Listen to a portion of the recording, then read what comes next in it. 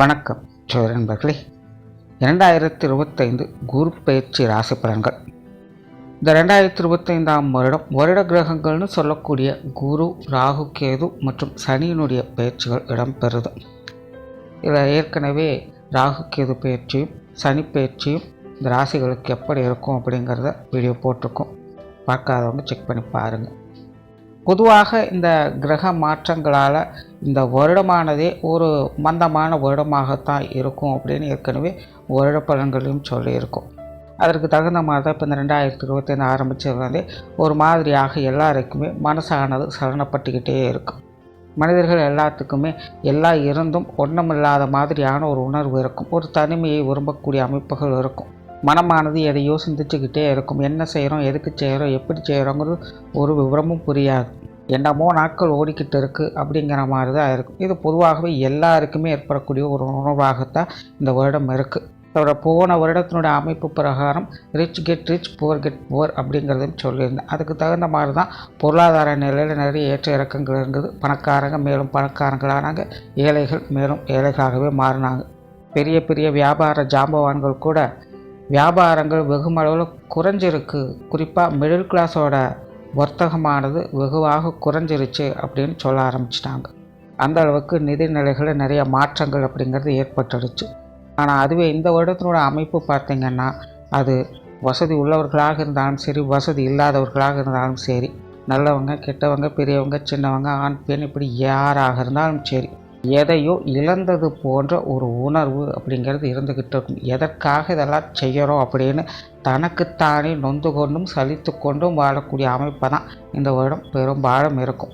எதையோ தேடி அனுதினமும் ஓடிக்கொண்டே இருப்பாங்க. ஆனால் எது மேலேயுமே ஒரு பிடிப்போ விருப்பமோ இப்படி எதுவுமே இருக்காது. சலிப்பும் வெறுப்பும் மட்டுமே மிஞ்சிக்கிட்டு இருக்கும்.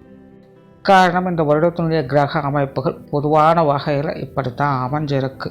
இப்படி இருக்கக்கூடிய நிலைகளில் இந்த குரு பயிற்சி மட்டும்தான் இந்த வருடம் ஓரளவுக்கு கொஞ்சம் சாதகமான நிலைகள் இருந்து வேலை செய்யுது. சூழ்நிலைகள் இப்படிப்பட்ட நிலைகளில் இருந்து கொண்டு வந்தாலும் கூட பலரும் அது மாதிரியான சங்கடங்களிலிருந்து மீண்டு வரவும் செய்வாங்க. அதற்கு மெயினாக இந்த குருவினுடைய அனுகிரகம் தான் இந்த வருடம் முழுமையாக அவங்களுக்கு வேலை செஞ்சுட்டு இருக்கும். அந்த வகையில் இந்த குரு பயிற்சி அப்படிங்கிறது இந்த வருடம் ரொம்பவுமே முக்கியமான வகையில் பார்க்கப்படுது. தவிர பொதுவாகவே இந்த குரு பலன்கள் அப்படிங்கிறது எல்லாராலும் விரும்பப்படக்கூடியது ஒன்று. காரணம், குரு பெருமளவில் கெடுதல் செய்கிறதில்ல, நன்மையை மட்டும்தான் செய்வார். தவிர குரு பார்க்க கூடிய நன்மை அப்படின்னு பழமொழியும் இருக்குது. குரு பார்வையில் தான் சுப விசேஷங்கள், சுப காரியங்கள், வாழ்க்கையில் நடக்கக்கூடிய முன்னேற்றம் போன்ற அமைப்புகள்லாம் செயல்பட ஆரம்பிக்குது. ஆகையால் பொதுவாகவே மனிதர்கள் எல்லாத்துக்குமே இந்த குரு பயிற்சி அப்படிங்கிறது ரொம்ப ரொம்ப முக்கியமாக பார்க்கப்படுது. அப்படிப்பட்ட குரு பெயர்ச்சி உங்களுடைய ராசிகளுக்கு என்ன மாதிரியான பலன்களை கொடுக்குது அப்படிங்கிறத மேற்கொண்டு பார்க்கலாம். கன்னி ராசி. கன்னி ராசிக்கு இதுவரைக்கும் ராசிக்கு 9ஆம் இடத்துல சஞ்சரித்து வந்த குரு இனி உங்களுடைய ராசிக்கு 10ஆம் இடத்துல அடுத்த ஒரு வருட காலம் குருவானது சஞ்சாரம் செய்துட்டு வரும். பொதுவாகவே கன்னி ராசிக்கு குரு 4ஆம் இடத்திற்கும் 7ஆம் இடத்திற்கும் அதிபதியாக வரக்கூடியவங்க. ஜோதிட ரீதியாக கன்னி ராசியானது உபயஸ்தானமாக கருதப்படுது. இந்த உபயஸ்தானத்திற்கு தவிர குருவானவரும் உபயஸ்தானத்திற்கே அதிபதியாக இருக்கக்கூடியவங்க. அந்த உபயஸ்தானாதிபதி உபயராசியிலேயே அடுத்த ஒரு வருட காலம் சஞ்சாரம் செய்துட்டு வருவாங்க. ஆக கன்னிராசிக்காரங்களுக்கு எல்லாமே உபயம் உபயம் உபயம் என்று உபயமாகவே இருக்குது. ஆக இந்த குரு பயிற்சிக்கு பிறகு கன்னிராசிக்காரங்களுக்கு உங்களால் மற்றவங்களுக்கு பிரயோஜனமாகிற மாதிரி ஏதாவது ஒரு விஷயங்களில் ஈடுபட்டு வருவீங்க. தான தர்ம காரியங்களில் ஈடுபட்டு வருவீங்க. அது நேரடியாகவோ மறைமுகமாகவோ மற்றவங்களுக்கு உங்கள் மூலமாக நற்பலன்கள் அப்படிங்கிறது போய்கிட்டு இருக்கும். காரியங்களில் சிறப்பு பெற்றவங்களாக இருப்பீங்க. குறிப்பாக மற்றவங்களுடைய தேவைகளை பூர்த்தி செய்வதற்காக கொஞ்சம் மெனக்கெட்டு செயல்பட்டு வரவும் செய்வீங்க. தனக்காக இல்லைனாலும் தன்னை நம்பி அவங்க நல்லா இருக்கணுங்கிற எண்ணத்தோட சிரமப்பட்டாவது உங்களுடைய கடமைகளை சரியான முறையில் செயல்பட்டு வருவீங்க. தவிர ஆன்மீக காரியங்களில் ஈடுபடவும் செய்வீங்க. கன்னிராசிக்காரங்களுக்கு இந்த ஆன்மீக முன்னேற்றம் அதிகரிக்கக்கூடிய ஒரு காலகட்டமாக இருக்குது. ஏதோ ஒரு வகையில் ஆலய வழிபாடுகள், தெய்வ வழிபாடுகள் போன்ற விஷயங்களை மேற்கொண்டு வருவீங்க. அதே போல் கன்னிராசிக்காரங்களுக்கு பொது விஷயங்கள் காரியங்களில் ஈடுபாடுகள் அதிகரிக்கும். ஆனால் கன்னிராசிக்காரங்களுக்கு கண்டகச்சனி நடந்துக்கிட்டு இருக்கிறதுனால வெளி விஷயங்கள் காரியங்களில் கொஞ்சம் அலைச்சல்கள் சிரமங்கள் இருக்கத்தான் செய்யும். எதையும் எடுத்தவங்க தோணி செய்ய முடியாது. மற்றவங்க எல்லா விஷயங்களுக்கும் உடனே முன்பட்டு வருவாங்கன்னு சொல்ல முடியாது. ஆக வெளி விஷயங்கள் வெளி மனிதர்கள் வகையில் கொஞ்சம் கான்ட்ரவர்சியலான விஷயங்கள் அவ்வப்போது வந்துக்கிட்டு தான் இருக்கும்.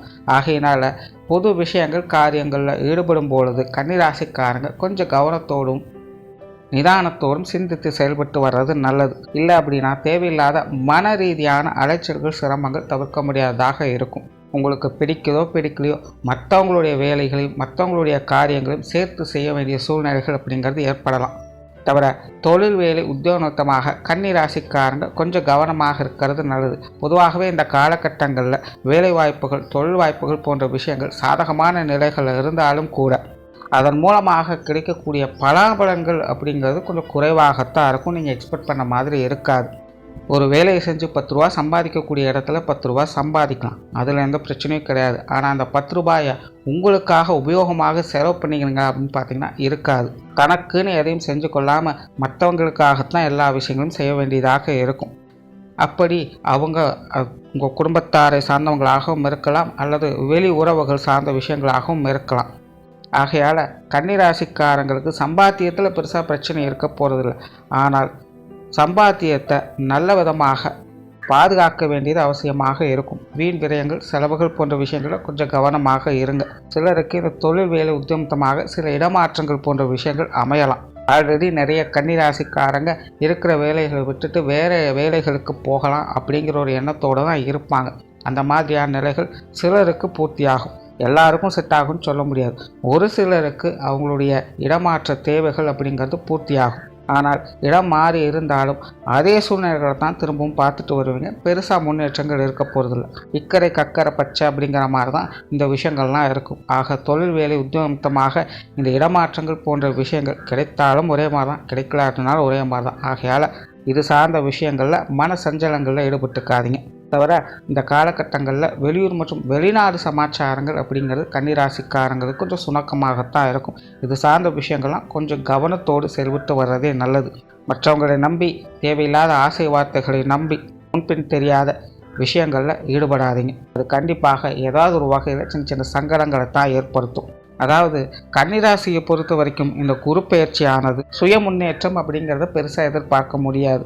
ஆனால் அதே நேரம் குடும்ப வளர்ச்சி, குடும்பத்துக்குள்ள சுப விசேஷங்கள் சுப காரியங்கள் குடும்ப தேவைகள் பூர்த்தி அடையிறது, குடும்ப உறவுகள் வகையில் சுமூகமான மாற்றங்களை பெறுவது, இந்த மாதிரியான சூழ்நிலைகளை அதிகம் பார்த்து வருவாங்க. சுருக்கமாக சொன்னால் கைக்கு அடக்கமாக தான் உண்டு தான் குடும்பம் உண்டுன்னு அமைதியாக வாழக்கூடிய ஒரு காலகட்டமாக இருக்கும். பெற்றோர்களுடைய விஷயங்கள் காரியங்களில் ஈடுபாடுகள் அதிகரிக்கும். அவங்க வகையில் சில சுமூகமான மாற்றங்களையும் அனுகூலங்களையும் பெற்று வருவீங்க. குறிப்பாக தாய் வழி உறவுகளுக்காக சில விஷயங்கள் காரியங்களை செய்ய வேண்டியதாக இருக்கும். உடன்பிறப்புகள் வகையில் சில மாற்றங்கள் அப்படிங்கிறது இருக்கும். இது வரைக்கும் கொஞ்சம் முறைஞ்சிக்கிட்டு இருந்தவங்க கூட இனி கொஞ்சம் சமாதானத்தை விரும்பி வர ஆரம்பிப்பாங்க. இனி பெருசாக சங்கடம் இருக்காது, எல்லாம் அனுசரித்து போய்க்கலாம். கணவன் மனைவி உறவுகள் மற்றும் குழந்தைகள் சார்ந்த விஷயங்கள் ஏற்ற இறக்கங்களாகவே இருக்கும். அப்பப்போ சப்போர்ட் பண்ணுவாங்க, அப்பப்போ கொஞ்சம் அப்போஸ் பண்ணவும் செய்வாங்க. வீட்டுக்கு வீடு வாசப்படிங்கிற மாதிரி கணவன் மனைவி உறவுகளும் குழந்தைகள் சார்ந்த விஷயங்களும் கொஞ்சம் ஏட்டிக்கு போட்டியாகத்தான் இருந்துட்டு இருக்கும். சூழ்நிலை சந்தர்ப்பத்தில் அந்த மாதிரி கொஞ்சம் அனுசரித்து போய்க்கங்க. தவிர உற்றார் உறவினர்கள் நண்பர்கள் வகையிலும் கொஞ்சம் கவனமாக இருங்க. பொதுவாகவே கன்னிராசிக்காரங்களுக்கு உறவினர்கள் வகையிலும் சரி நண்பர்கள் வகையிலும் சரி சரியான வகையில் பிடிப்புகள் அப்படிங்கிறது இருக்காது. காரண காரியங்களே இல்லாமல் ஒருத்தருக்கு ஒருத்தர் முகத்தை திருப்பி கொண்டு இருக்கக்கூடிய சூழ்நிலையை தான் கொடுத்துட்டு இருக்கும். நல்லவங்களோ ஆகாதவங்களோ எல்லாருமே பட்டுமடாமல் தான் ஈடுபட்டு வருவாங்க. ஆகையினால் உறவினர்களாகட்டும் நண்பர்களாகட்டும் பெருசாக எந்த ஒரு எதிர்பார்ப்பும் இல்லாமல் இருந்துக்கிறது நல்லது. பொருளாதாரம் சார்ந்த விஷயங்களில் சில திடீர் அதிர்ஷ்ட வாய்ப்புகளை எதிர்பார்க்கலாம். சிலருக்கு திடீர் பொருள் வரவுகள் அப்படிங்கிறது இருக்கும். எதிர்பாராத வகையில் பண வரவுகள் அப்படிங்கிறது மன திருப்தி அடைய வைக்கும். ஆனால் கன்னிராசியை பொறுத்த வரைக்கும் கிடைத்ததை தக்க வைத்து கொள்வது அப்படிங்கிறது அவங்களுடைய திறமையில தான் இருக்குது. ஏன்னா இந்த காலகட்டங்களில் பொருளாதார வீண் விரயங்கள் அப்படிங்கிறது அதிகமாக இருக்கும். குறிப்பாக இந்த ஒத்தையாரட்டையை பார்க்கக்கூடிய விஷயங்களை ஈடுபடுறத கன்னிராசிக்காரங்க கொஞ்சம் தவிர்த்துக்கங்க. அதே போல் இந்த கடன் சார்ந்த விஷயங்களும் முடிஞ்ச அளவுக்கு கொஞ்சம் தவிர்த்துக்கங்க. கூப்பிட்டு வம்பிடியாக கடன் கொடுத்தே ஆகணும்னு சிலலாம் கடன் கொடுப்பாங்க. ஆனால் கொடுத்ததுக்கப்புறம் அதை வச்சு பல பிரச்சனைகளையும் பண்ணுவாங்க. ஆகையினால் இந்த கடன் சார்ந்த விஷயங்களை சிந்தித்து செயல்படுறது நல்லது. அதே போல் உடல்நலம் சார்ந்த விஷயங்களில் ஏற்ற இறக்கங்கள் அதிகமாக இருக்கும். கன்னிராசிக்காரங்களுக்கு அவங்கவுங்க வயது நிலைகளுக்கேற்ப சின்ன சின்ன உடல் உபாதைகள் அப்படிங்கிறது தவிர்க்க முடியாததாக இருக்கும். உடல் எப்போதுமே ஏதோ ஒரு வலியையோ தொந்தரவையோ ஒரு அலுப்பான நிலையையோ கொடுத்துக்கிட்டு இருக்கும். ஆக இந்த உடல்நலம் சார்ந்த விஷயங்களில் கொஞ்சம் கவனமாக இருங்க. பொதுவாகவே கன்னிராசியை பொறுத்த வரைக்கும் இந்த குரு பெயர்ச்சியானது ஒரு கிரே ஷேடில் தான் இருக்குது. ரொம்பவும் சிறப்பான விஷயம்னு சொல்ல முடியாது, அதுக்காக எல்லாமே வேஸ்ட்டுன்னு சொல்லி ஒதுக்கவும் முடியாது. கன்னிராசியை பொறுத்த வரைக்கும் நல்லது நடந்தால் கூட கை கெட்டியது வாய்க்கெட்டிலேங்கிற மாதிரி சில சங்கடங்களை கொடுக்கும். கெட்டது நடந்தாலும் தலைக்கு வந்து தலைப்பாகோட போச்சு நிம்மதி பெருமூச்சு விட வைக்கும். அப்படி தான் இந்த குரு பயிற்சி உங்களுக்கு செயல்பட்டு வரும். ஆக இந்த குரு பயிற்சிக்கு பிறகு கன்னிராசிக்காரங்க அப்பப்போ உங்களுக்கு கிடைக்கக்கூடிய நல்ல விஷயங்களை நல்ல வாய்ப்புகளை சரியான முறையில் பயன்படுத்திக்கங்க. நன்றி, வணக்கம், வாழ்க வளமுடன்.